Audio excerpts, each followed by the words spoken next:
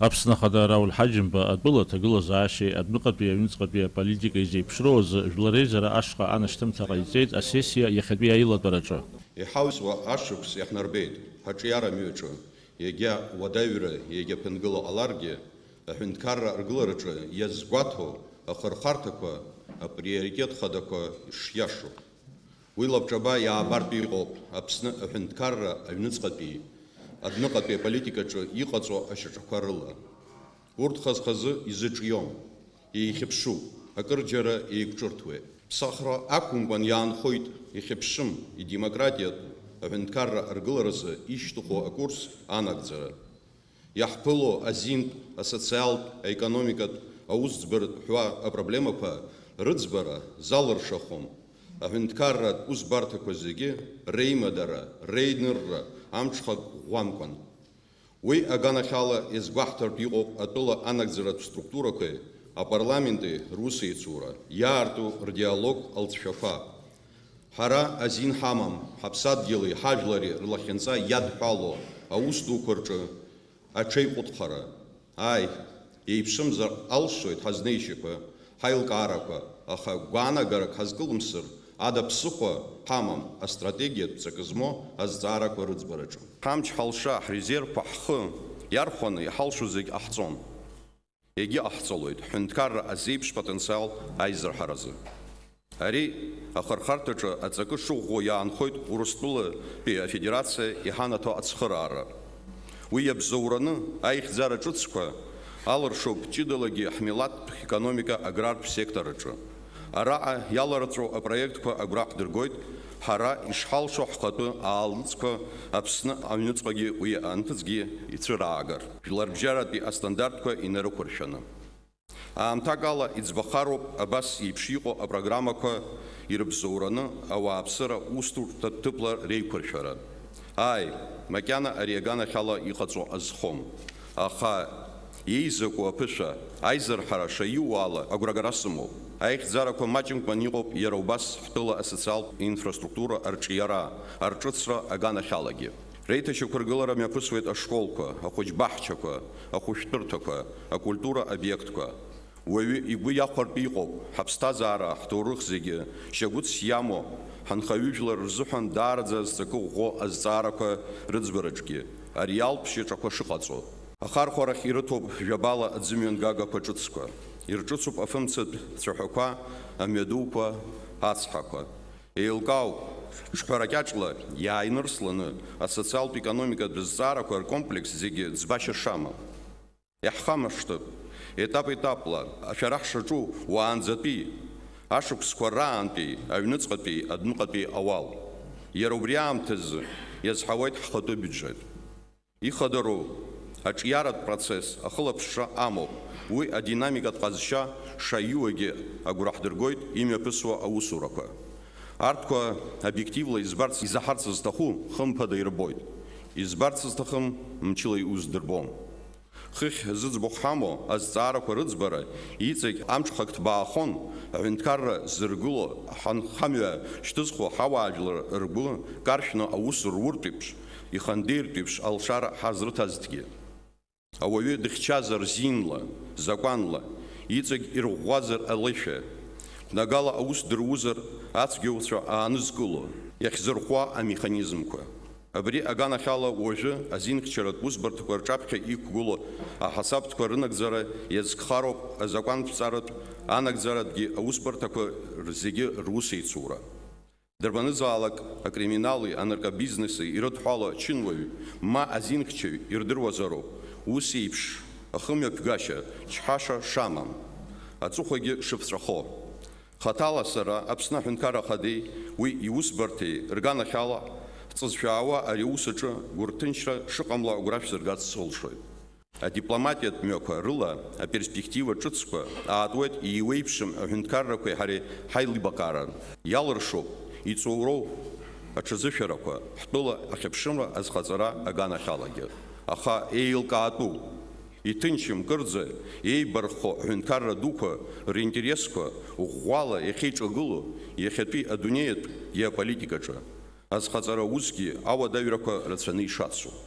Иҟоуп аргама ҳазлацәажәаша, иҟоуп маӡала имҩаԥгалатәу аусқәагьы. Аҵыхәтәантәи аамҭазы аҽазышәарақәа аарԥшуп аҳәынҭқарратә бызшәа аиқәырхареи арҿиареи. Уи аҳәынҭқарратә системаҿы иҵегь инарҭбаан ахархәара рганахьала. Ԥхьаҟатәи ашықәсқәа рзын иаҳагьы ирӷәӷәахароуп аԥсуа бызшәа аконституциатә статус инақәыршәаны уи иамоу аҳәынҭқарратә хылаԥшра ҷыда. Ҳбызшәеи, ҳкультуреи, ҳҭоурыхи, ҳдемографиеи, ҳмилаҭ хдырра аизырҳареи ирыдҳәалоу азҵаарақәа. Арҭ ҳара ҳҳәынҭқарратә идеологиа еибаркны измоу, уи асистематә ҟазшьа азҭо доуҳатә хыҵхырҭақәоуп. Иаартны иаҳҳәозар, урҭ рыҿиароуп изхьыԥшу ҳара ҳзеиԥш ҭоурыхтә лахьынҵагьы.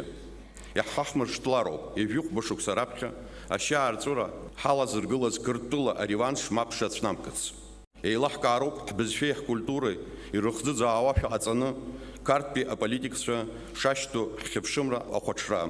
Ааигәа Шотландиа, Килмарнок ақалақь аҿы игылаз Аԥсны ахьчаҩцәа рбаҟа ақәгаразы урҭ напы зларкыз аусқәагьы агәра ҳдыргоит, хықәкыс ирымаҵәыҟьо. Ҳаӡбахә џьаргьы иамҳәо аҟаҵара шакәу, аха ҳаӷацәа ирдыруазароуп. Дара зышьҭо аныҟәцаратә системахь шьҭа хынҳәышьа шыҟам. Аԥсны ахааназы ишалнахыз ахатәы мҩа, ахьыԥшымра амҩа. Ахылаԥшра ҷыда амазароуп аҳәаанырцәтәи ҳџьынџьуааи, ҳауаажәлари, ҳара иҳаимадара. Агәыӷра сымоуп, ари аганахьала ԥхьаҟатәи ҳусурақәа аспектқәа зегьы еилыхха иаазырԥшуа хсаалак иаҩызоу апрограмма ҵәыргахап ҳәа хара имгакәа. Уи аус иалархәтәуп неилых ҟамҵакәан ҳадиаспора ахаҭарнакцәагьы. Иара убас иҵегь ирҵаулатәуп, рымҽхагьы ырҭбаатәуп, шьала дала, доуҳала иаҳзааигәо Нхыҵ Кавказтәи ажәларқәеи ҳареи ҳаигәныҩрақәа. Еиҳаракгьы ари аус аҿы аԥыжәара амазароуп аҿар реимадара, реизааигәатәра, рус еицура афактор. Аҳәынҭқарра аргылараҿы уасхырны, шьагәыҭны иҟан, ус иагьаанхот ҳажәлар рацәкра, ракзаара, шәышықәсала ҳарҭ ҳаиқәырханы ҳаазгоз аԥсуа етикет, жәлар ртрадициатә культура ду. Абарҭқәа реиқәырхара анҳалша, қәҿиарала рынагӡара шҳалшо агәра згоит аамҭеи, ажәлари, ҳҿаԥхьа иқәдыргылаз егьырҭ азҵаарақәагьы зегьы. Уважаемые депутаты Народного собрания Парламента Республики Абхазия, уважаемые граждане Республики Абхазия, в соответствии с Конституцией Республики Абхазия обращаюсь к вам с посланием о положении в стране, об основных направлениях внутренней и внешней политики государства. Мы собираемся для того, чтобы подвести итоги за год работы и, что более важно, обозначить цели и поставить задачи на предстоящий период. В первую очередь хочу подчеркнуть, что наши основные цели остаются неизменными. Они связаны со сбережением ресурсов общества и государства, с ростом экономики и развитием человеческого капитала, с укреплением правового государства, с повышением уровня и качества жизни наших граждан и обеспечением консолидации общества на основе созидательной повестки дня. Элементы этой повестки были сформулированы в предыдущем послании, и они сохраняют актуальность. Отмечу, что в 2017 год мы в целом завершаем благополучно, продемонстрировав способность, прислушавшись к голосу разума, не допустить внутренней дестабилизации. Как и ранее, призываю всех к совместной работе на благо народа и государства. Не объединившись, не достигнув согласия хотя бы по основным параметрам нашего настоящего и будущего, мы обрекаем свое государство на деградацию и ослабление. Правовой порядок и политическая стабильность являются необходимыми условиями для развития.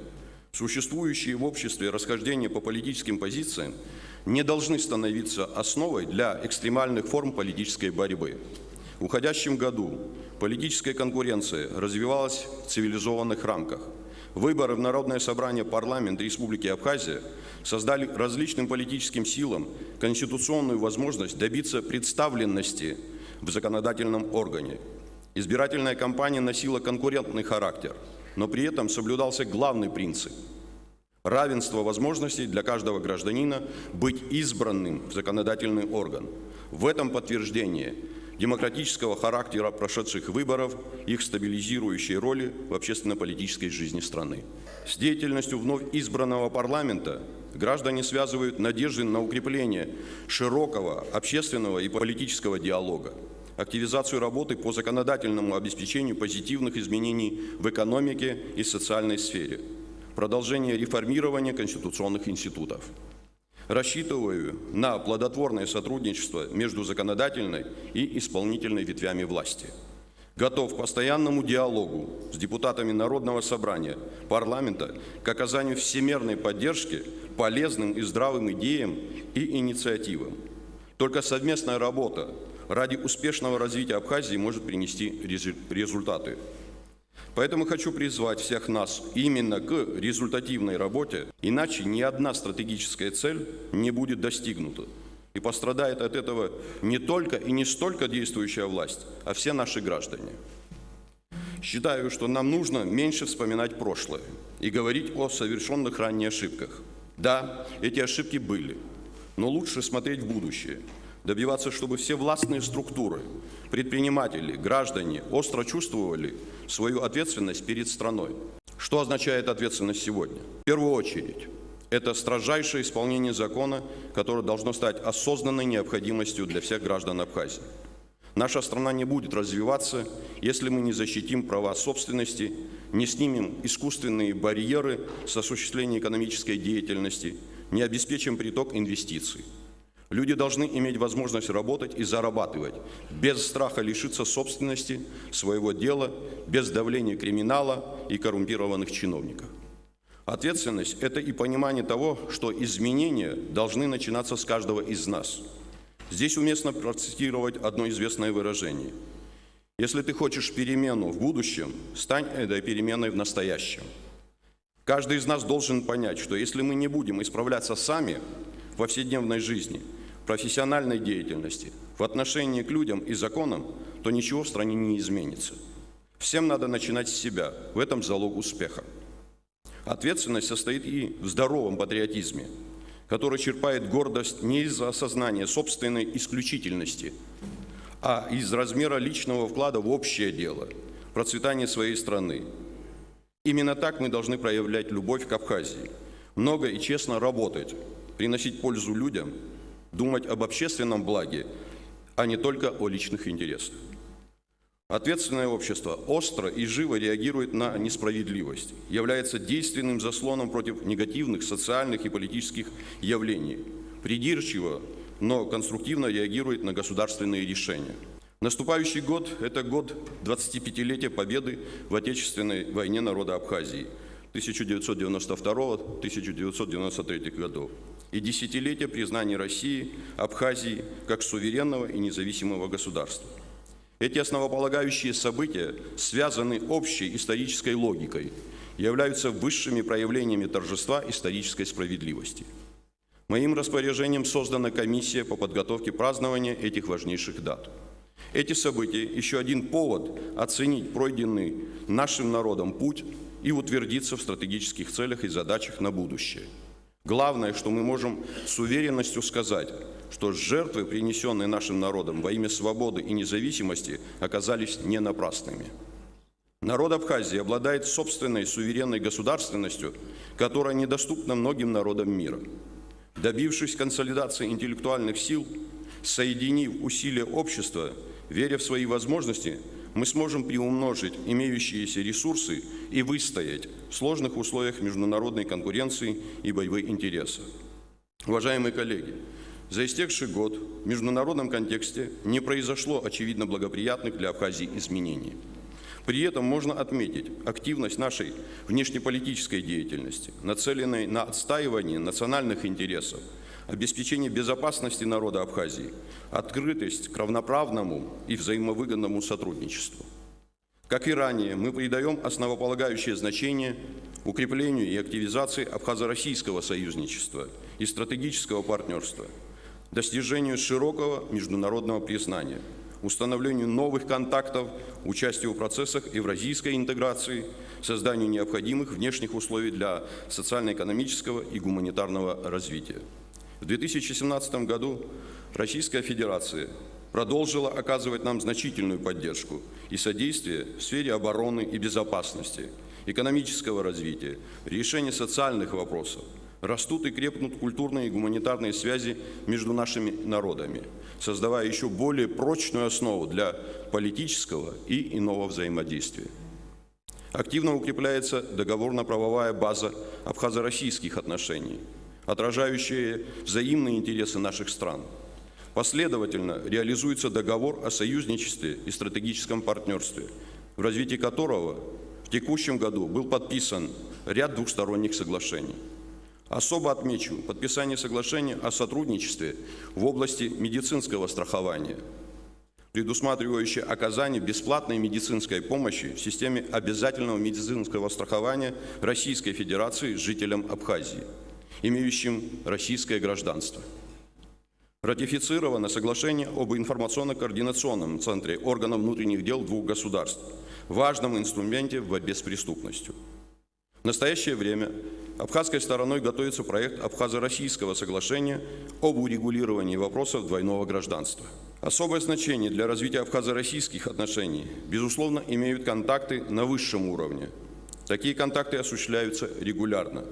Так, 8 августа 2017 года на нашей встрече с президентом России Владимиром Путиным состоялось доверительное и обстоятельное обсуждение широкого круга вопросов с выходом на конкретные результаты. Открытие нового комплекса зданий посольства России в Абхазии в апреле 2017 года и приуроченный к этому визит в Сухум министра иностранных дел России Лаврова – еще одно яркое свидетельство особого характера абхазо-российских отношений. В 2017 году продолжилось углубление межгосударственных отношений с нашими партнерами Республикой Южная Осетия и Приднестровской Молдавской Республикой. Нашу страну посетили с официальными визитами президенты двух стран, а также мы принимали с рабочим визитом президента Науру. Проведенные переговоры на высшем уровне с нашими союзниками и партнерами позволяют надеяться на активизацию взаимовыгодного сотрудничества.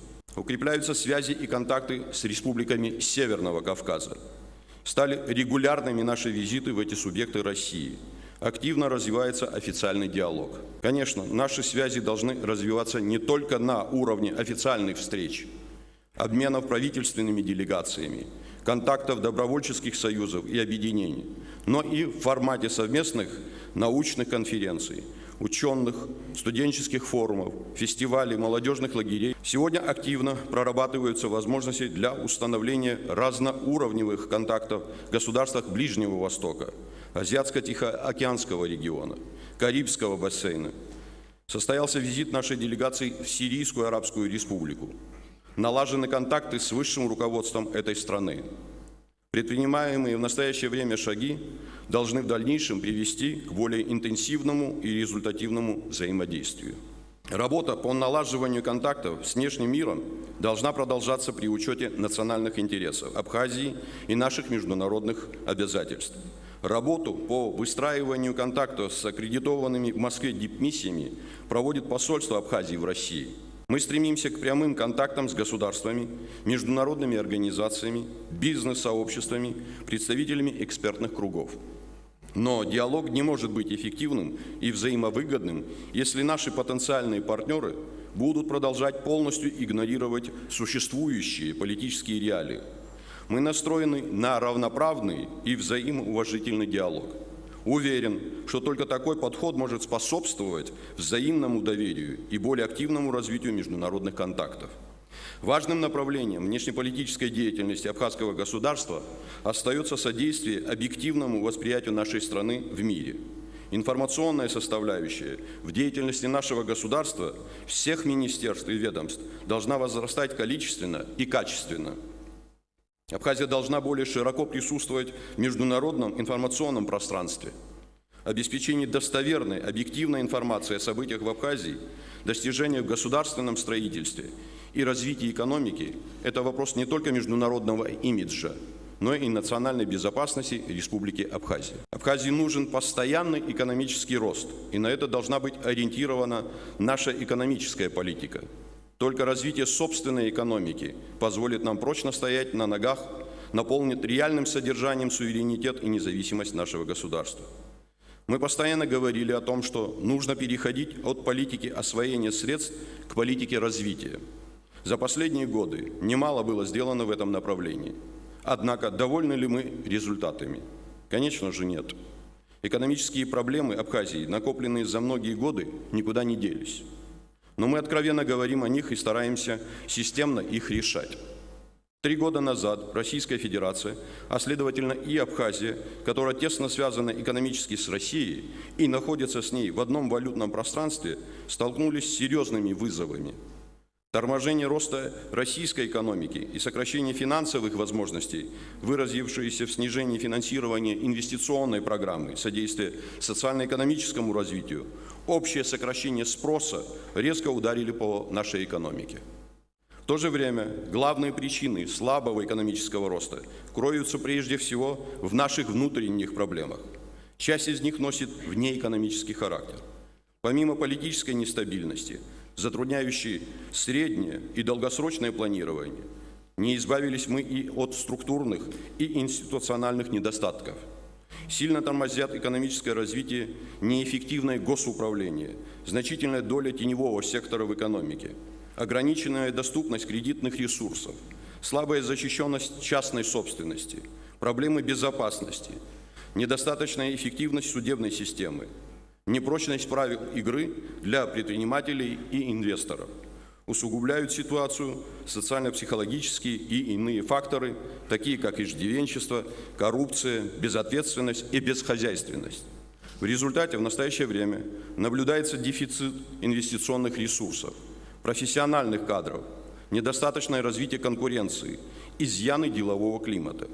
2017 год в целом оказался непростым для нашей экономики ввиду форс-мажорных и иных обстоятельств.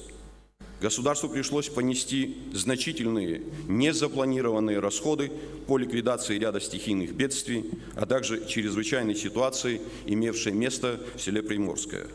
Огромный ущерб экономике страны нанесли вредители сельхозкультур. В целом, значительно просели показатели по туристическому сезону. Однако, несмотря на все сложности, у нас нет невыполненных обязательств по выплате заработной платы и социальных пособий. Финансирование иных значимых бюджетных расходов осуществлялось ритмично и системно с учетом приоритетных направлений. Существующие трудности не должны становиться непреодолимыми препятствиями к экономическому развитию.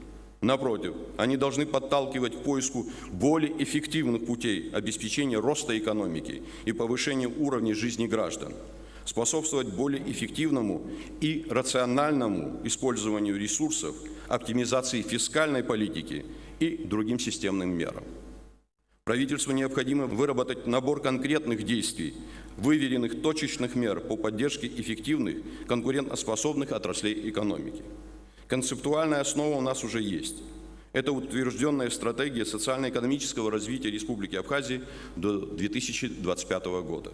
Но для ее реализации необходимы среднесрочные и отраслевые программы, направленные на достижение требуемого результата. Главная роль в решении этих вопросов отведена отраслевым министерствам, которые на данный момент все еще не обеспечили выполнение поставленной задачи.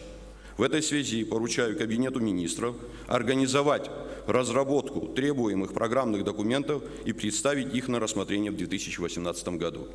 В феврале текущего года была презентована программа «25 шагов по развитию экономики Республики Абхазия до 2025 года», разработанная российской консалтинговой компанией по инициативе Министерства экономики и содействия ряда членов Совета по экономическому развитию и реформам при президенте.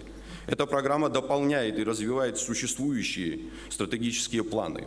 Она уже направлена мною в парламент для обсуждения профильными комитетами и выработки соответствующих предложений.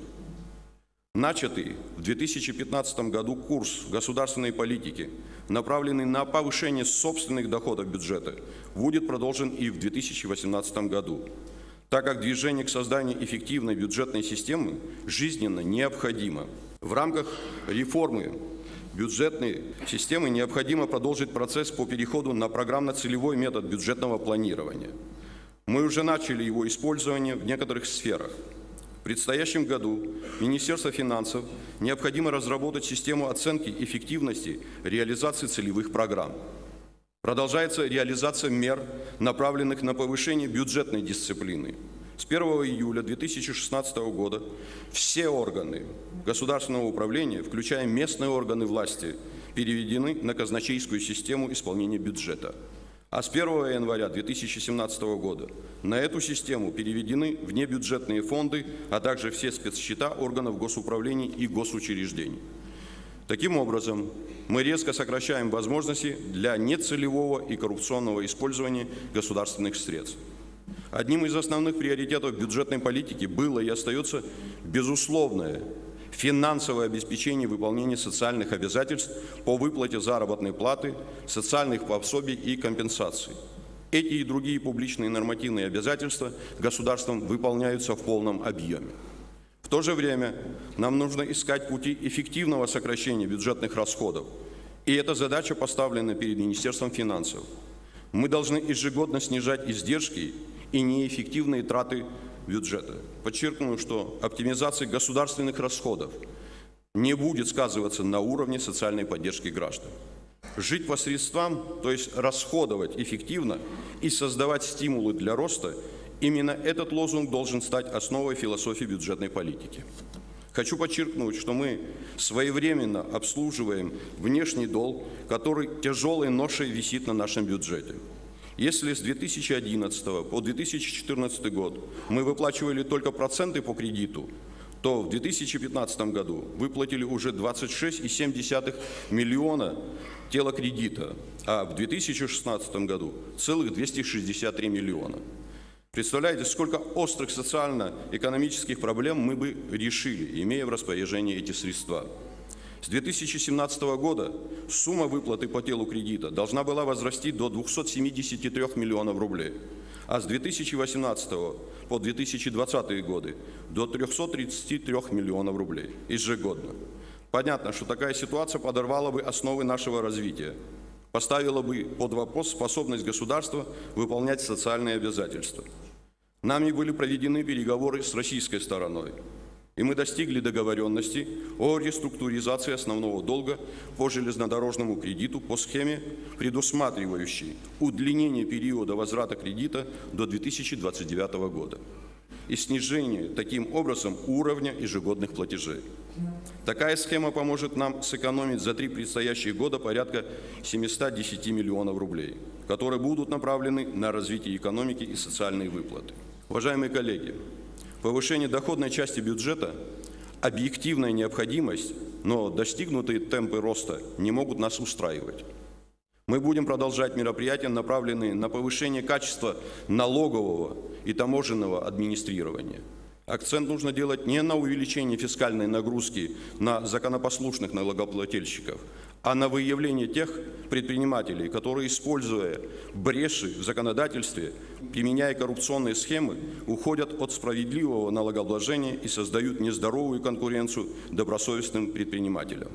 В то же время мы прекрасно понимаем, что одним лишь администрированием эту проблему не решить.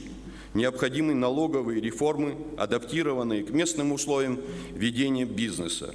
Эти реформы требуют времени и взвешенных решений. Они должны быть адаптивными и гибкими, нацеленными на максимальную точную настройку системы налогообложения. Реформа налоговой системы уже начата. Одним из первых ее шагов стало введение в действие новой редакции закона о налоге на добавленную стоимость. В дальнейшем внесены отдельные изменения и дополнения в закон об основах налоговой системы в Республике Абхазия. В первом чтении принятый проект закона об изменениях по спецналогу, а также проект закона о патентной системе налогообложения. Прошу депутатов ускорить принятие этих важных законов. Актуальным остается вопрос отмены или модернизации неэффективных налогов, сокращения их численности, введения упрощенного режима налогообложения. Мнений по характеру и содержанию реформ налоговой сферы много. Зачастую они разнятся, поэтому в этих вопросах необходимо соблюдение принципа «не навреди». Все решения должны быть выверенными и результативными. Новые предложения по реформированию налогового законодательства должны быть направлены прежде всего на систематизацию и оптимизацию налоговых режимов. простоту исчисления и уплаты налогов, предоставление налогоплательщику права выбора наиболее оптимального налогового режима. Поручаю правительству завершить работу над концептуальными основами реформирования налоговой системы и представить свои предложения к концу второго квартала 2018 года. Уважаемые депутаты, очевидно, что основой абхазской экономики должно стать малое и среднее предпринимательство, класс собственников или средний класс. В Абхазии должны быть созданы самые благоприятные условия для развития малого бизнеса. Каждый, кто честно ведет свое дело, должен чувствовать, что государство на его стороне. Людям надо дать возможности свободно работать и зарабатывать. Тогда они принесут доход не только себе, но и государству. Министерству экономики следует продолжить работу по поддержке малого предпринимательства, в том числе за счет субсидирования затрат, льготного кредитования, приложить дополнительные усилия к стимулированию экспорта и поддержке экспортоориентированных предприятий. Вновь хочу подчеркнуть, количество проверок предпринимателей должно быть сокращено, но при этом повышена их результативность. Никаких лишних искусственных, коррупциогенных проверок быть не должно. Самое главное – двигаться по пути улучшения качества предоставления государственных услуг, в частности, по принципу одного окна, снижать административное давление на бизнес, добиваться создания благоприятной институциональной среды для развития предпринимательства. В настоящее время разрабатываются дополнительные законодательные меры по поддержке малого и среднего предпринимательства. Утверждена трехлетняя целевая программа поддержки экспортоориентированных предприятий. Начала работать целевая программа инвестиций в человеческий капитал 2017, предусматривающая организацию, обучение начинающих предпринимателей основам ведения бизнеса в современных условиях. На предварительной стадии проработки находится проект закона о налоговых каникулах, льготах по налогообложению и преференциях для субъектов предпринимательской деятельности. Запущен механизм реализации закона об инвестиционной деятельности. В целях более тесного взаимодействия с предпринимательским сообществом, по моему поручению, при Министерстве экономики создан общественный экспертный совет с участием представителей предпринимательской среды, работа которого направлена на сближение позиций государства и бизнеса, выработку совместных инициатив и решений. Это далеко не полный перечень осуществляемых государством в целях поддержки бизнеса, перелома негативных ожиданий, обеспечения снижения экономических, политических и правоприменительных рисков предпринимательской деятельности. Способность государства выполнять взятые на себя обязательства должна стать фактором предсказуемости и роста доверия к нему со стороны предпринимателей. Высока также роль СМИ в создании позитивного образа предпринимательской среды Абхазии, формировании ценностной поддержки обществом предпринимательской деятельности.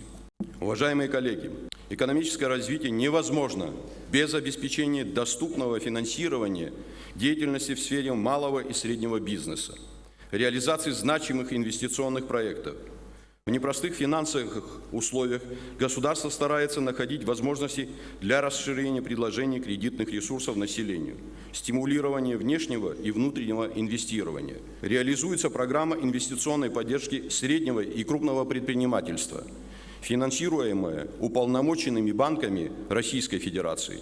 По этой программе одобрено к реализации и финансируется уже 10 крупных проектов с общим объемом инвестиций около 1 миллиарда рублей. Из согласованных 1,2 миллиарда рублей. В результате реализации этих проектов мы рассчитываем создать порядка 350 рабочих мест к концу 2018 года. А расчетные налоговые поступления с учетом льготных периодов составят более 150 миллионов рублей в год. Для привлечения инвестиций необходимо развивать сотрудничество с регионами Российской Федерации, приглашать крупные бизнес-структуры, готовить и предлагать проекты, принимать активное участие в форумах, выставках и других имиджевых мероприятиях, чтобы о нашей стране и ее возможностях знали как можно больше. У нас достаточно привлекательное законодательство, регулирующее инвестиционную деятельность. Существует система налоговых льгот и преференций. Тем не менее, инвесторы к нам не едут и не торопятся ехать. И мы прекрасно знаем, почему. У нас все еще недостаточно обеспечены гарантии прав собственности. Имеет место не лучшая криминогенная обстановка. Нет механизмов страхования инвестиций. Слаборазвиты правовые институты. Эти причины следует устранять без промедления. Время работает против нас. Новым и эффективным предложением для потенциальных инвесторов может стать создание территорий опережающего развития, индустриальных парков и технопарков. Эти формы привлечения инвесторов хорошо себя зарекомендовали и существуют практически во всех странах мира. Географическое положение должно стать нашим преимуществом. Позитивные изменения в экономике и других сферах невозможны без укрепления институтов государства, повышения исполнительской дисциплины, контроля за реализацией государственных решений, устранения недостатков правоприменения. Необходимо совершенствовать работу Кабинета министров, выводить на качественно новый уровень практику и нормативные механизмы взаимодействия министерств и ведомств, а также администрации районов и города Сухум. На сегодняшний день многие законы у нас не работают по причине отсутствия подзаконных актов. Правительству необходимо в кратчайшие сроки на основе составленного плана провести необходимую работу по устранению пробелов в нормативном обеспечении применения законодательства в полном объеме. Это задача первостепенной важности. Недостаточный контроль и безответственность ведут к систематическим нарушениям сроков исполнения принятых решений, а иногда и попросту к их неисполнению. Такое ощущение, что для некоторых это стало нормой. Государственным чиновникам, управленцам высшего звена необходимо повысить уровень исполнительской дисциплины. Убежден в необходимости внедрения системы критериев оценки деятельности руководителей высшего звена. Соответствующее поручение уже дано, и уверен, эта методика даст свои результаты. Необходимо создание государственного резерва управленческих кадров, готовых к решению задач сегодняшнего дня и отвечающих современным требованиям. В управлении государственными предприятиями и учреждениями налицо примеры неэффективного менеджмента, безхозяйственности в сочетании с некомпетентностью. При одинаковых условиях хозяйствования одни достигают позитивных результатов и показывают прибыль, а другие влачат жалкое существование. В результате государство становится неэффективным собственником основных фондов, не только не приносящих никакой прибыли, но требующих дотаций из бюджета на свое содержание. От неэффективной государственной собственности следует избавляться путем разгосударствления с целью последующего вовлечения этих активов в экономический оборот более эффективным собственникам. Этот процесс должен строго регулироваться вступившим в силу с 1 января 2017 года с законом о приватизации республиканской и муниципальной собственности. Госкомимуществу и главам администрации следует довести до конца инвентаризацию находящегося в государственной собственности имущества и подготовить предложения по его дальнейшему эффективному использованию. Ключевые отрасли нашей экономики – это туризм и сельское хозяйство, вместе с поддерживающими их секторами, такими как банковская сфера, торговля, энергетика и транспорт, должны стать драйверами роста национальной экономики. Вместе с тем, туристический потенциал Абхазии задействован недостаточно. Отдых в Абхазии все еще ассоциируется с пляжным туризмом при минимальном предложении других туристических продуктов и направлений – оздоровительного, культурного, познавательного, горного, религиозного, гастрономического и так далее. В 2017 году мы столкнулись со значительным падением показателей по туристическому сезону на 35–40% в сравнении с предыдущим годом по количеству туристов и общему обороту в сфере оказания туристических услуг. Неудачный летний туристический сезон, помимо объективных факторов, связанных с открытием турецкого направления для российских туристов, в большей степени вызван нашими собственными недостатками и недоработками. Низкая конкурентоспособность, неуклюжая ценовая политика объектов размещения, неприспособленность к быстро меняющимся условиям спроса, невыгодное соотношение цены и качества, несоблюдение санитарных норм, пробелы в обеспечении безопасности туристов. Все эти, переходящие из года в год недостатки, могут в перспективе разрушить туристическую отрасль страны. Для обеспечения роста туристического потока и устранения указанных недостатков необходима совместная слаженная работа правительства, отраслевого министерства, администрации районов и городов, туристических компаний, объектов размещения, средств массовой информации. Поручаю правительству взять под особый контроль положение дел в туристической отрасли, продумать комплекс действенных и, главное, реализуемых мер по повышению ее эффективности. Уходящий год был не самым удачным для сельского хозяйства. Колоссальный ущерб сельхозпроизводителям и отрасли в целом нанесли вредители основных сельхозкультур.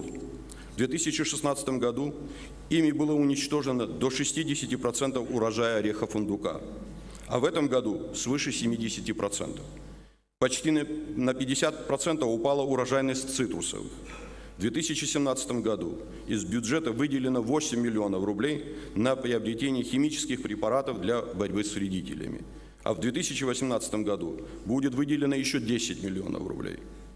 Соответствующим службам необходимо распространить эти препараты среди населения и провести разъяснительную работу. В то же время обращаю внимание Министерства сельского хозяйства и специализированных служб на запущенность ситуации с распространением вредителя и непринятие своевременных мер, включая профилактические, направленных на недопущение усугубления этой ситуации мер. Развитие сельского хозяйства – это обеспечение собственной продовольственной безопасности и экспортного потенциала страны. Развитие тепличных, овощеводческих комплексов, плодоводства, животноводства и поддержка личных подсобных хозяйств должны стать ключевыми направлениями развития отрасли. В уходящем году государству удалось за счет бюджетных средств организовать проведение весенней пахоты, выделить небольшие кредиты отдельным сельхозпроизводителям, провести в ряде сел водопровод и отремонтировать дороги, однако этих объемов помощи недостаточно для полноценного развития села. Особо отмечу, что в результате достигнутых договоренностей Российской Федерации в 2018 году будет дополнительно выделено 200 миллионов рублей на приобретение сельхозтехники. Благодаря этому мы должны достичь качественного роста сельскохозяйственного производства в ближайшие годы. В настоящее время положительная динамика наблюдается в сфере овощеводства с использованием современных технологий агропроизводства. В Абхазии функционирует 4 крупных овощных тепличных хозяйства. На стадии ввода в эксплуатацию еще одно. Общий объем производства данных предприятий составляет до 8 тысяч тонн овощной продукции в год.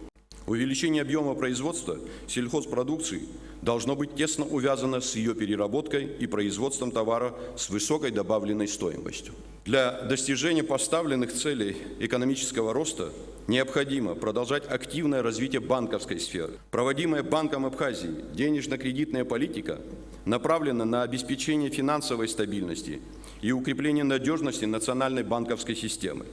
В 2017 году произошел существенный рост ресурсной базы коммерческих банков, достигнутый за счет средств, полученных ими от Банка Абхазии, а также роста остатков средств на счетах юридических и физических лиц. Несмотря на дефицит ликвидности, вызванный более поздним началом финансирования инвестпрограммы, а также выплатой Банком Абхазии 116,7 миллионов рублей по банковскому кредиту от 2010 года, активы кредитных организаций с начала года увеличились на 12% и составили 10,5 миллиардов рублей, а кредитный портфель банковской системы вырос на 155 миллионов рублей. Наряду со стандартными механизмами рефинансирования Банк Абхазии предоставлял коммерческим банкам ресурсы в виде субсидированных кредитов, кредитов на подкрепление корреспондентских счетов, на поддержку субъектов малого и среднего предпринимательства. Сохраняется устойчивая тенденция роста депозитов физических лиц. Общая сумма вкладов населения впервые в истории банковской системы страны превысила 1 миллиард рублей. При этом 70% всех депозитов – долгосрочные вклады. Продолжалась работа по развитию национальной платежной системы АПРА. На сегодняшний день свыше 80 тысяч человек являются держателями карт АПРА. Развивается платежная инфраструктура. Объем операций в терминальной сети приближается к 10 миллиардам рублей, из которых более 1 миллиарда операций по безналичной оплате товаров и услуг. Близок к завершению процесс интеграции системы карт АПРА с национальной системой платежных карт Российской Федерации МИР, что позволит расширить платежный функционал наших банковских карт, выработать механизмы взаимодействия с другими платежными системами. Национальному банку Абхазии совместно с правительством необходимо продолжить работу по дальнейшему развитию программ кредитования малого и среднего бизнеса, стремиться к уменьшению процентных ставок и повышению доступности кредитных ресурсов для бизнеса, увеличению доли безналичных расчетов и платежей, а также наращиванию объемов потребительского кредитования держателей карт АПРА. В ноябре 2017 года Банком Абхазии приняты решительные меры по выводу системообразующего государственного банка Сбербанка Абхазии из бедственного положения, в котором он оказался в результате многолетнего неэффективного менеджмента. Все прошедшие годы Сбербанк не имел прибыли, а объем накопленных убытков составил более полумиллиарда рублей. В целях обеспечения финансовой устойчивости кредитной организации, защиты сбережений вкладчиков, повышения доверия к банку отстранено руководство Сбербанка и введена временная администрация. Банком Абхазии разработан комплекс мероприятий по оздоровлению ситуации в Сбербанке, что позволяет надеяться на вывод банка в зону прибыли уже в 2018 году. Первые позитивные изменения видны уже сегодня. Кроме того, Банком Абхазии предложен набор новых банковских продуктов для клиентов Сбербанка. Рассчитываю, что в 2018 году Банк Абхазии продолжит работу по укреплению и повышению прибыли банковской системы страны, росту положительного влияния банковской системы на экономику Абхазии. Уважаемые коллеги, в связи с вступлением в силу нового Трудового кодекса разрабатываются нормативные документы в области занятости, безопасности и охраны труда. Эта работа должна быть в значительном объеме завершена уже в 2018 году. Также в настоящее время поставлена задача по разработке концепции совершенствования системы пенсионного и социального обеспечения в Республике Абхазия и проектов законов об обязательном пенсионном страховании и о государственном пенсионном обеспечении. В процессе разработки находится проект закона об основах социального обслуживания граждан Республики Абхазия. Последовательный переход на страховые принципы пенсионной системы будет иметь самые благоприятные последствия для каждого пенсионера. Определение размера пенсии будет более справедливым и сбалансированным, а оптимизация финансирования пенсий позволит в дальнейшем повысить размеры данных социальных выплат.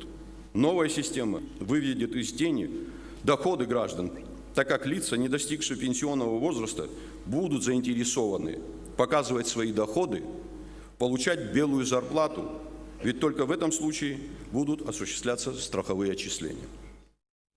Принятие и реализация этих мер должны проходить одновременно с введением индивидуального персонифицированного учета в системе обязательного пенсионного страхования. Речь идет об открытии на каждого гражданина лицевого счета, содержащего сведения о его стаже и заработке. Пенсии будут назначаться уже по сведениям персонифицированного учета. Такая зависимость должна положительно повлиять на бюджет государственной пенсионной системы, поскольку она создает заинтересованность плательщиков в своевременной и полной уплате страховых взносов. Необходимо признать, что нам пока не удалось составить модель реформирования системы внебюджетных фондов и сведения всех отчислений в единый социальный налог. Однако этот вопрос не снят с повестки дня, и работа над ним должна быть завершена в 2018 году. Сложившаяся система управления обязательным социальным, медицинским и пенсионным обеспечением граждан, проживающих в Республике Абхазия, не отвечает критериям эффективности и современным реалиям. В целях повышения эффективности системы социального и пенсионного обеспечения предлагаю рассмотреть возможность объединения существующих внебюджетных социальных фондов в единый фонд. Формирование единого государственного внебюджетного фонда социального и пенсионного обеспечения значительно сократит операционные и административные издержки, повысит качество учета и прозрачность движения средств, создаст основу для выработки единой базы данных получателей пенсий и пособий, позволит наладить должный контроль за адресностью и эффективностью расходования средств на выплату пенсий и пособий. Будет способствовать ускоренному принятию более эффективного социального и пенсионного законодательства. Эта работа должна осуществляться поэтапно и планомерно, с учетом лучшего мирового опыта и интересов граждан Абхазии. Уважаемые депутаты, в наступающем году считаю необходимым продолжить начатую ранее конституционную реформу. Основные усилия будут сосредоточены на реформировании 3 и 4 глав Конституции, а именно на изменение баланса полномочий между законодательной и исполнительной ветвями власти. Данные изменения должны, в частности, предполагать наделение парламента правом давать согласие на назначение премьер-министра, что сбалансирует полномочия президента и парламента, создаст более эффективную систему сдержек и противовесов и будет способствовать совершенствованию взаимодействия законодательной и исполнительной ветвей власти. В случае реализации указанных изменений премьер-министр будет являться представителем политических сил, обладающих большинством депутатских мандатов в парламенте. А само правительство будет нести ответственность как перед президентом, так и перед парламентом. Наделение законодательного органа такими полномочиями, в свою очередь, предполагает предоставление президенту права в случаях, предусмотренных Конституцией, распускать парламент и назначать досрочные выборы. Также полагаю, что в ближайшее время мы сможем достичь с парламентом согласия по кандидатуре 5-го судьи Конституционного суда и таким образом окончательно сформировать важнейший для нашей страны орган конституционного контроля. Уважаемые коллеги, очевидно, что данные конституционные преобразования не могут быть осуществлены без эффективного реформирования избирательной системы. Парламентские выборы 2017 года показали, что наши совместные усилия по совершенствованию избирательного законодательства не прошли даром. Вместе с тем, законодательство о выборах содержит в себе еще немало пробелов, а существующая в стране мажоритарная избирательная система неэффективна с точки зрения задач качественного развития политической системы. Прошу народных избранников вернуться к рассмотрению принятых предыдущим созывом парламента в первом чтении конституционных поправок, касающихся изменений избирательной системы. В 2019 году в стране состоятся президентские выборы. В связи с этим предлагаю Народному собранию создать совместную рабочую группу с привлечением представителей общественно-политических сил по совершенствованию законодательства о выборах президента. Изменение выборного законодательства необходимо принять в спокойной политической обстановке в течение 2018 года, чтобы потом не менять правила игры по ходу самой избирательной кампании. Уважаемые депутаты, тема реформирования и модернизации государственного управления звучит как никогда актуально, поскольку проведение эффективной государственной политики и развитие государства во многом предопределяется качеством организации и работы системы органов государственной власти. Существующая система государственного управления не выполняет в полной мере свои функции. Дальнейшее социально-экономическое развитие Абхазии немыслимо без повышения эффективности госуправления, формирования целого класса управленцев с необходимыми и достаточными навыками и компетенциями, оптимизации государственного аппарата, роста престижа государственной службы. При приеме и продвижении на госслужбе должно быть устранено влияние неопотизма и кумовства, а приоритет отдаваться личным заслугам, образованию, профессиональной подготовке, иным объективным и неоспоримым критериям, позволяющим претендовать на государственную должность, в том числе и на конкурсной основе. К сожалению, сегодня отсутствует система контроля за тем, как происходит подбор и назначение людей на государственные должности. А госслужащие не несут персональной ответственности за допущенные ошибки при решении кадровых вопросов. Отсутствует принцип открытости при подборе кадров. Нормативным закреплением принципов и механизма подбора кадров, а также законодательной базы для комплексного совершенствования системы госуправления должно послужить принятие закона Республики Абхазия о государственной службе. Считаю необходимым в кратчайшие сроки приступить к непосредственной разработке данного законопроекта. Поручаю органам исполнительной власти оказывать всестороннюю помощь недавно созданной Народным собранием рабочей группе. Еще раз отмечу, что если мы не предусмотрим два основных элемента в реформировании системы госслужбы – конкурсный отбор на государственные должности и декларирование доходов государственных служащих, мы не достигнем успеха. Так и будем маяться с бедными чиновниками, у которых слишком много богатых родственников. Нужно также продолжить начатый в 2015 году курс на оптимизацию структуры и штатной численности государственных органов. Следует выявлять и сокращать не только двойные ставки и мертвые души в штатных расписаниях, но и существующие лишь на бумаге госучреждения, которые при этом исправно финансируются из госбюджета. Поручаю Кабинету министров представить дополнительные предложения по обеспечению эффективности этой работы. Уважаемые коллеги, обеспечение общественной безопасности и борьба с преступностью – одна из ключевых задач государства. Граждане и гости нашей страны нередко буквально на себе ощущают последствия малоэффективной работы правоохранительной системы. Следует признать, что структура органов внутренних дел, которая за исключением небольших корректировок не менялась все послевоенные годы, и законодательство, регламентирующее деятельность милиции, не отвечают существующим вызовам и реалиям. Система управления правоохранительных органов громоздка и неэффективна. Поручаю Министерству внутренних дел во взаимодействии с другими правоохранительными органами, депутатами и общественностью разработать и представить в парламент проект нового закона о милиции. Новый закон должен обеспечить более надежную защиту прав граждан, их собственности, интересов общества и государства, способствовать формированию в общественном сознании нового облика сотрудника милиции. Необходимо провести переаттестацию личного состава МВД, оставить на службе достойных сотрудников, которые могут и хотят работать на благо общества и государства.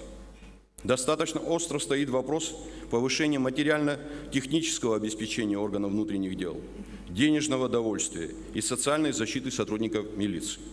Мы возлагаем определенные надежды на соответствующие абхазо-российские соглашения, заключение которого предусмотрено договором о союзничестве и стратегическом партнерстве. Вместе с тем, в первую очередь, мы сами должны сделать жесткие и решительные шаги в этом направлении.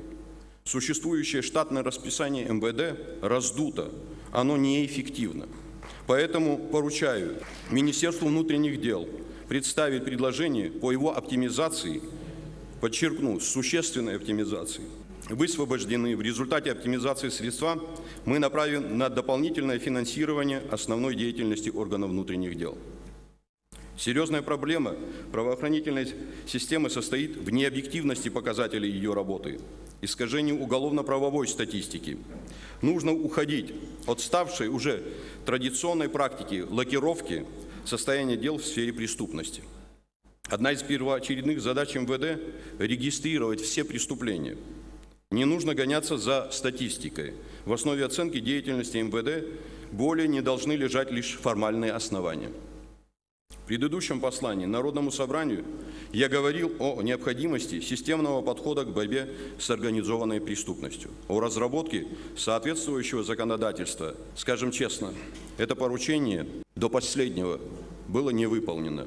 Проект закона о борьбе с организованной преступностью ходил по лабиринтам наших кабинетов. Но, наконец-то, мы сегодня уже имеем этот документ, и я надеюсь на поддержку Народного собрания. В уходящем году немало сделано в сфере борьбы с незаконным распространением наркотических средств и психотропных веществ. Но этого недостаточно. К ответственности привлекаются в основном распространители наркотиков, а те, кто организует наркобизнес, остаются на свободе. Одними лишь усилиями правоохранителей эту опаснейшую для общества и будущего нашей страны проблему не решить. Только совместными усилиями всего общества, каждого человека, можно добиться положительных результатов. Поручаю Министерству внутренних дел совместно с Министерствами здравоохранения, образования, науки и культуры и охраны историко-культурного наследия, государственными комитетами по молодежной политике и физической культуре и спорту разработать и представить комплекс мер по борьбе с наркоманией не только как с незаконной деятельностью, но и социальным явлением. Традиционно большое внимание уделяется вопросам обеспечения боеспособности вооруженных сил. Работа по формированию единого оборонного контура Абхазии и России активно продвигается. Это связано как с перспективами образования объединенной группировки войск, так и с задачами модернизации абхазской армии при содействии Российской Федерации.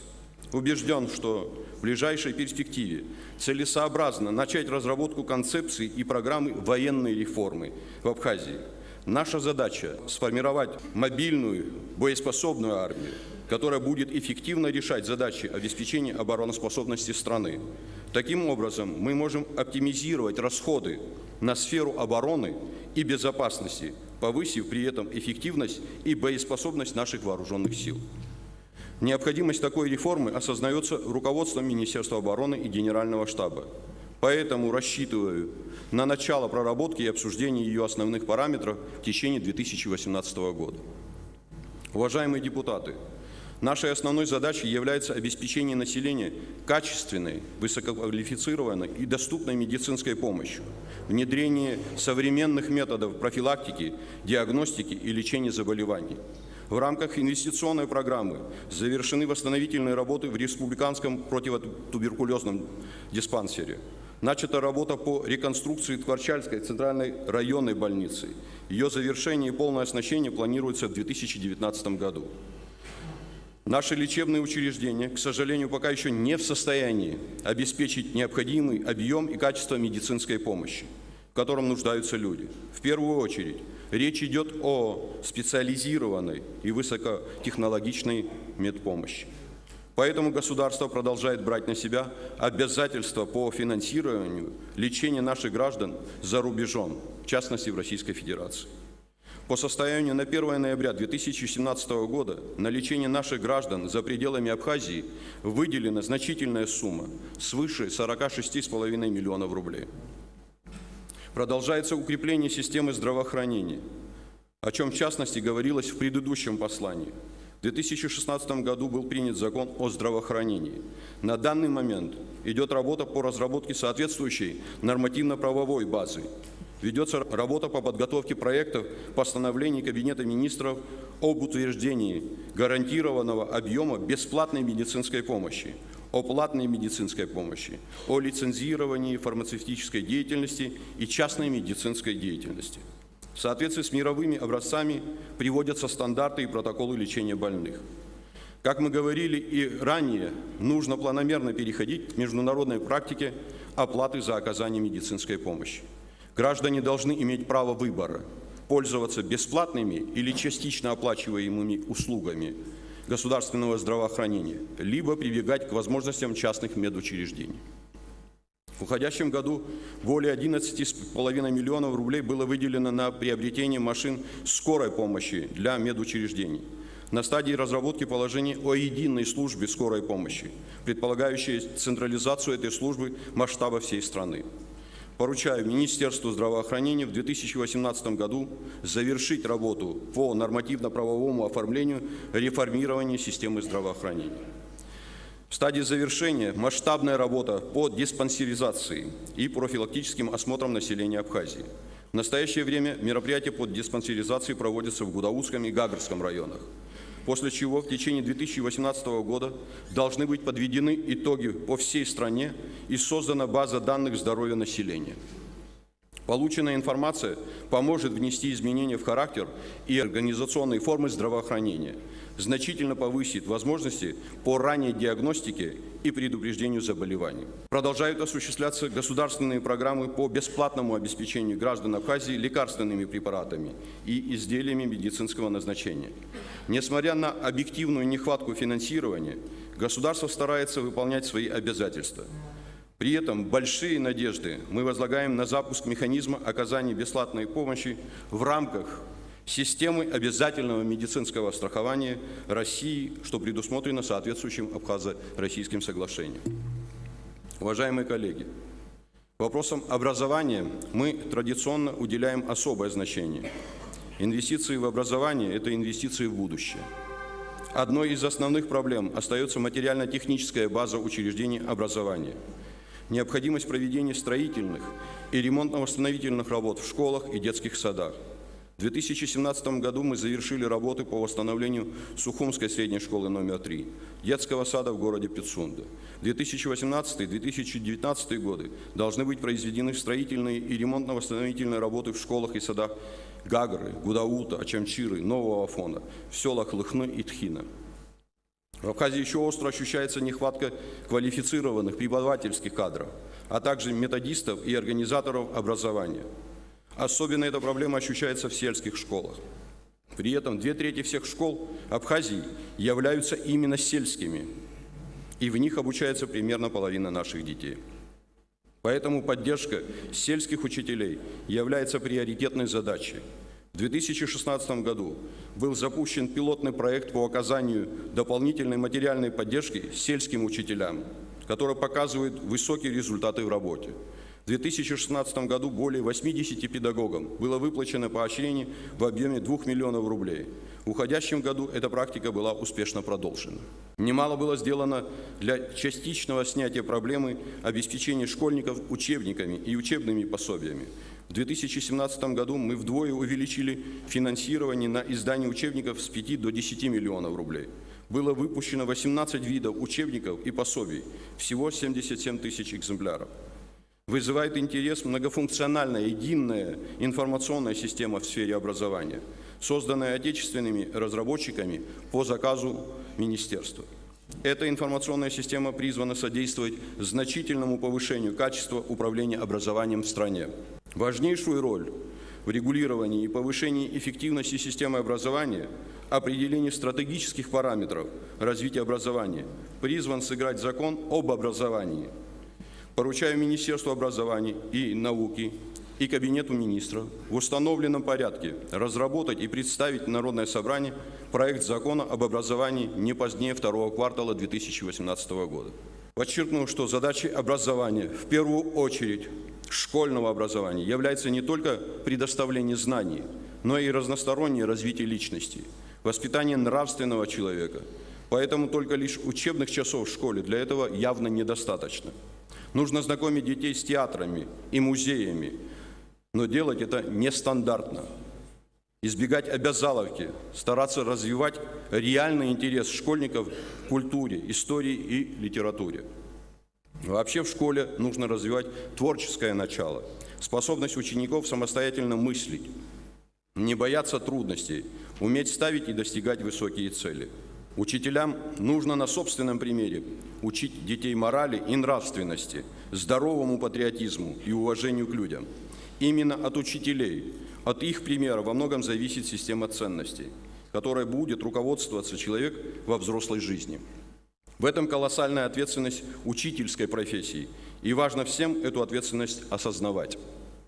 В целом, наша задача состоит в том, чтобы образование в Абхазии было качественным, формирующим современного, нравственного и конкурентоспособного человека, способного расти и развиваться на протяжении всей жизни. Такая же задача стоит перед средним специальным и высшим образованием.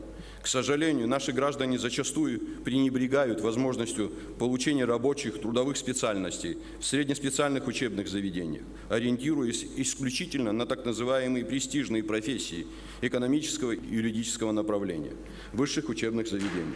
Если так пойдет и дальше, то в стране будет некому работать и создавать реальный продукт.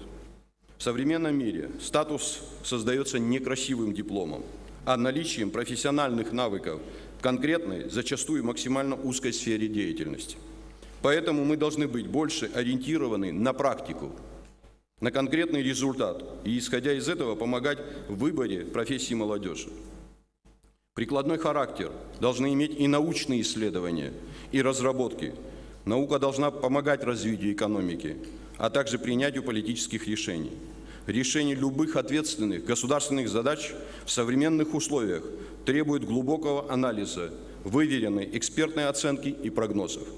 В государственной политике в сфере науки по-прежнему приоритетной остается задача поэтапного внедрения грантовых инструментов поддержки научной деятельности. Требует значительного улучшения материально-технического состояния институтов, входящих в систему Академии наук Абхазии. Следует уделять еще большее внимание интенсификации связи между научными и образовательными учреждениями Абхазии и России. Важно развивать университетскую науку. Эту задачу ставит и руководство Абхазского государственного университета, флагмана высшего образования страны. Уважаемые депутаты, в 2017 году была продолжена системная работа по развитию культуры в Абхазии. Хочу отметить, что, несмотря на имеющиеся сложности в культурной сфере, наблюдаются отчетливые позитивные процессы. Это особенно отрадно в свете того, что мы позиционируем Абхазию как важный культурный центр всего Кавказского региона. Особое внимание стало уделяться менеджменту культуры. Актуальной становится задача выработки критериев эффективности работы учреждений культуры, опираясь на международный опыт и наши особенности. В сфере культурного менеджмента уже есть позитивные изменения. Самый яркий пример – это прорыв Государственного русского театра драмы имени Фазиля Искандера, который при весьма скромном государственном финансировании добился высоких результатов как с точки зрения качества и востребованности спектаклей, так и способности привлекать зрителей и самостоятельно зарабатывать средства. Этот положительный опыт надо использовать и при организации деятельности других учреждений культуры страны. В целом, культура становится более востребованной. Появился феномен культурных очередей. Отмечается все больший спрос на качественный культурный досуг. Наблюдается рост посещаемости театров и музеев. В Абхазии проходят фестивали международного значения. Хибла Герзмаа приглашает. Международный фестиваль культуры Фазиля Искандара. Шедевры московской сцены. Международный фестиваль органной музыки. Расширяется международное культурное сотрудничество Министерства культуры Абхазии и России. Подписали программу сотрудничества до 2020 года, а также план мероприятий на 2018 год. Абхазия выступает активным участником этого процесса. Нам есть что предложить аудиториям в других странах. Совместно с Российской Федерацией реализуются программы обменных гастролей театральных, хореографических и музыкальных коллективов. Успешными и содержательными были культурные сезоны России и Абхазии в 2017 году. Вселяют оптимизм совместные планы двух стран на будущий год. Важным шагом в укреплении национальной культуры и сохранении музыкального наследия стало создание оркестра народных инструментов Абхазии, что было предусмотрено в концепции развития культуры, утвержденной в 2016 году. Хочу подчеркнуть, что каким бы стилистическим тенденциям, влиянием и поветрием не было подвержено наше искусство, оно должно сохранить свой облик, свою духовную и эстетическую самобытность. Мы интересны окружающему миру во многом своим национальным характером, колоритом, умением вносить в общемировую культурную сокровищницу свою лепту, свой неповторимый почерк. В уходящем году велась активная работа и в сфере охраны историко-культурного наследия Абхазии. Мы не раз говорили о том, что сохранение культурного наследия имеет определяющее значение для нашей идентичности, а также статуса и роли Абхазии в международном культурном контексте. Наше культурное наследие, здания, храмы, исторические памятники определяют особый облик Абхазии. Поэтому варварское отношение к историко-культурному наследию всегда направлено против национальных интересов. Продолжается реализация государственной целевой программы инвентаризации объектов историко-культурного наследия. В 2017 году выявлен дополнительно 211 объектов культурного наследия. Необходимо продолжать постоянный мониторинг состояния объектов историко-культурного наследия, выявлять нарушения, добиваться реагирования правоохранительных органов. То же касается незаконного строительства в природных заповедниках и других охраняемых территориях. Совсем недавно мы прекратили незаконное строительство в Пицунско-Миссерском заповеднике, но таких случаев немало, и каждый из них требует обязательного реагирования. Уважаемые коллеги, думаю, все согласятся с тем, что без серьезных усилий по сохранению и развитию абхазского языка, укреплению его реального статуса, значительного расширения коммуникативных возможностей, мы не сможем обеспечить прочную идеологическую и культурно-ценностную основу государственного развития. Государство будет всемерно поддерживать работу вновь созданного Государственного комитета по языковой политике и других госучреждений, деятельность которых направлена на развитие и укрепление абхазского языка. уже начата работа над проектами, связанными с использованием абхазских шрифтов в компьютерных системах. Министерство образования и науки уделяет особое внимание усилению дисциплины изучения языка в школах. Вызывает оптимизм работа по обучению государственному языку, проводимая Госкомитетом по репатриации. Курсы абхазского языка для госслужащих должны получать должную поддержку со стороны администрации городов и районов и Кабинета министров. Для того, чтобы родители больше отправляли детей в абхазские школы, процесс обучения языку должен строиться на современных методиках, способствующих развитию интереса и любви к предмету. Здесь у Министерства образования и науки еще немалый резерв работы. Но самое главное – говорить на абхазском языке с детьми дома, прививать ребенку любовь к языку с детства. Недопустимы многочисленные ошибки, встречающиеся в текстах наружной рекламы. Происходит глубокое искажение норм литературного языка. За этим внимательно должны следить главы администрации городов и районов. Уверен, что при должном подходе мы сможем достичь ощутимого прогресса в деле укрепления позиций государственного абхазского языка во всех сферах жизни общества. Уважаемые депутаты, определенную обеспокоенность вызывает демографическая ситуация в стране. Все еще остра проблема восстановления генофонда нации, на котором негативно отразились разрушительные последствия войны. Сохраняет высокую значимость вопрос возрождения национальных ресурсов, сохранения развития и сближения абхазо-абазинского этноса, что лежит в основе нашей национальной идеи. Духовная, историческая, языковая, идеологическая консолидация нашей зарубежной диаспоры – это чрезвычайно важная, напряженная, неустанная работа. Процесс репатриации предполагает создание необходимых социально-экономических условий для обустройства людей, возвращающихся на историческую родину, их психологической адаптации к новым условиям и непривычному образу жизни. Этими вопросами обязан заниматься не только Госкомитет по репатриации, но и другие органы государственного управления, администрации городов и районов. Только от слаженной работы всех госструктур зависит успешность и результативность реализации долгосрочной программы репатриации наших соотечественников на землю своих предков. Возвращающиеся соотечественники должны понимать, что, становясь гражданами Абхазии, включившись в полнокровную созидательную жизнь, они перестают быть репатриантами. Мы должны сами перестать отделять бывших репатриантов от остального общества, не допускать их групповой изолированности, способствовать их максимальному включению в ткань абхазского общества. Одной из важных и полезных инициатив, способствующих улучшению демографической ситуации, укреплению положения абхазской семьи, стало создание общественного фонда «Азхара». Посильный вклад каждого, кто располагает материальными возможностями, в работу фонда содействовал бы более масштабной реализации намеченной программы.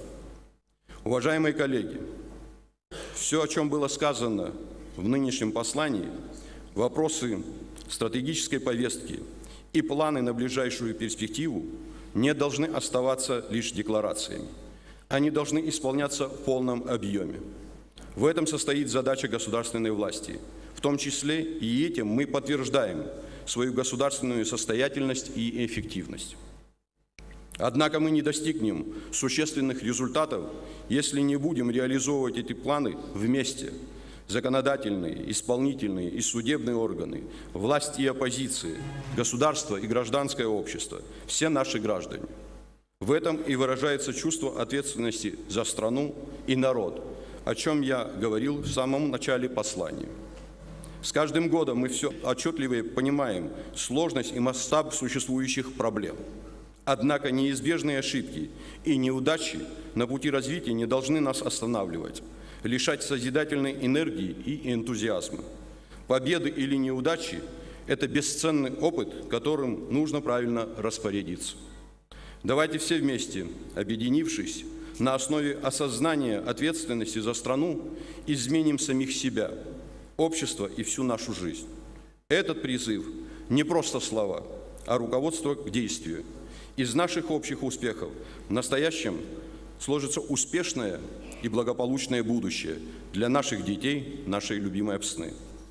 Хотел бы завершить послание словами основоположника современного абхазского государства Владислава Григорьевича Ардзинба. На долю нашего поколения выпало много испытаний, но именно нам выпало счастье осуществить самую заветную мечту нашего народа, мечту о свободе, о возможности самостоятельно определять свою судьбу. Это наше самое главное завоевание, и мы не имеем права не воспользоваться предоставленным нам историческим шансом. Спасибо за внимание.